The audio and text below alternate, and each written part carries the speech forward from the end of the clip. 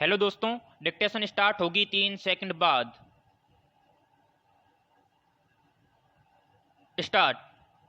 उपसभाध्यक्ष महोदय, बड़े दुख की और शर्मनाक बात है कि आज़ादी के 38 वर्ष बाद भी विधानमंडलों के सदस्य संयम और शिष्टाचार से काम नहीं करते। आए दिन विधानमंडलों में जूते चप्पल दिखाने और हंगामा करने की घटना घटती रहती है। मैं विधायकों से अपील करता हूं कि अपने सदनों में गरिमा, विनम्रता तथा शिष्टाचार से काम करके संसदीय संस्थाओं को लोकतंत्र की जड़ें मजबूत करने का प्रभावी माध्यम बनाए रखें।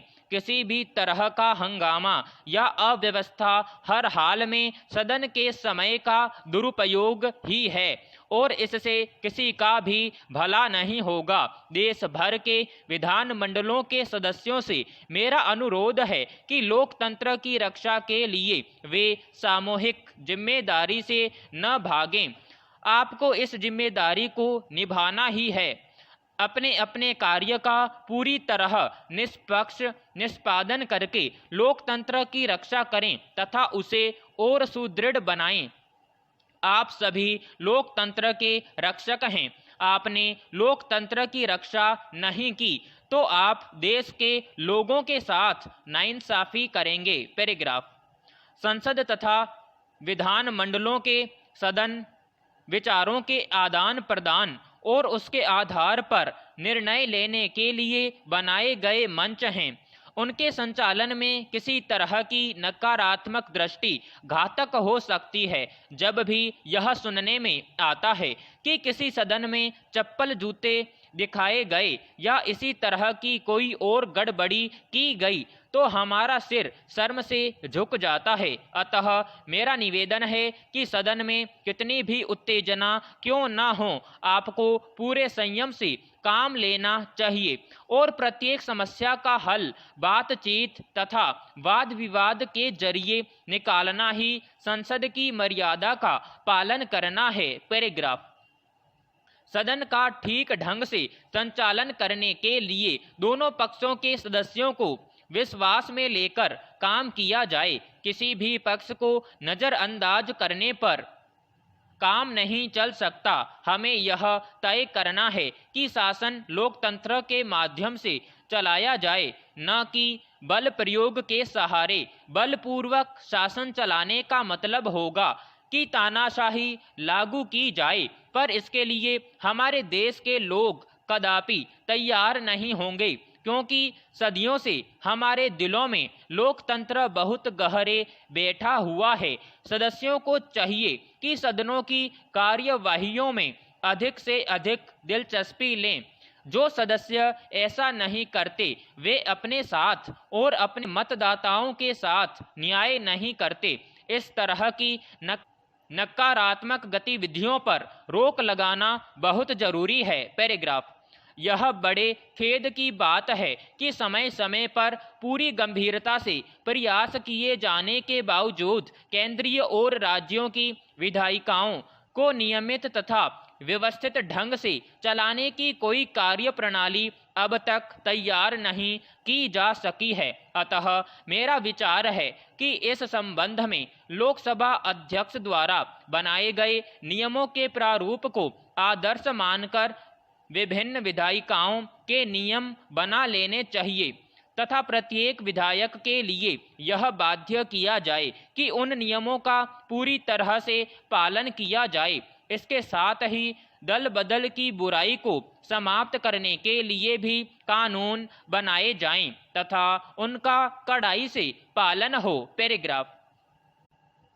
उपस्थित सज्जनों, बहनों और भाइयों, मेरे यहाँ आगमन पर आज आपने जो मेरा भव्य और कृपापूर्ण स्वागत किया है उसके लिए मैं आप सबको हृदय से धन्यवाद देना चाहता हूं और आशा करता हूं कि आपका प्रेम इसी तरह से आगे के लिए भी बना रहेगा। आपके देश के कई प्रतिष्ठित नेता हमारे देश भारत में आ चुके हैं जिनका हमें स्वागत करने का सुअवसर मिला है। इसे हम अपना सौभाग्य मानते हैं। अभी कुछ ही महीने पहले आपके देश के माननीय राष्ट्रपति का भारत में आगमन हुआ था, जिसे हम हर्ष के साथ स्मरण करते हैं। इन यात्राओं से हमारे दोनों देशों के बीच अधिक जानकारी और सद्भावना का संचार हुआ है तथा मित्रता और दृढ़ होती जाएगी। पैराग्राफ। वास्तव में आपके देश की यात्रा करने की मैं उत्सुकता से राह देखता रहा हूँ। वस्तु स्थिति यह है कि रूस भारत का पड़ोसी है। मुझे बहुत खुशी है कि मैं अब यहाँ आ सका हूँ और मुझे विश्वास है कि व्यक्तिगत रूप से मेरे लिए मेरी यह यात्रा सुखद ही नहीं ज्ञानप्रद भी होगी। आपके देश ने जो महान और आश्चर्यजनक प्रगति की है और दूसरे विश्व युद्ध के विध्वंस और कष्टों के बाद पुनर्निर्माण के विशाल कार्य को जिस प्रकार पूर्ण किया है, उसके बारे में हमने बहुत कुछ सुना है। विज्ञान और टेक्नोलॉजी के क्षेत्र में आपके वैज्ञानिकों ने अद्भुत सफलताएं प्राप्त की हैं तथा उनके द्वारा अंतरिक्ष और दूसरे लोगों के अन्वेषण के संबंध में भी हमने बहुत कुछ सुना है।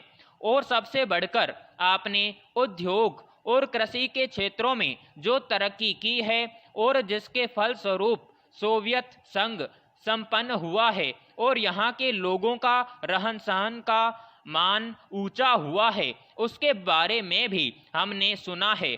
हमें भारत में अपने भाग्य का निर्णायक बने अभी थोड़ा ही समय हुआ है, तब से हम औद्योगिकी द्वारा और अपनी खेती के काम में सुधार करके अपने राष्ट्रीय साधनों को और अपने रहन सहन को उन्नत करने में लगे हुए हैं।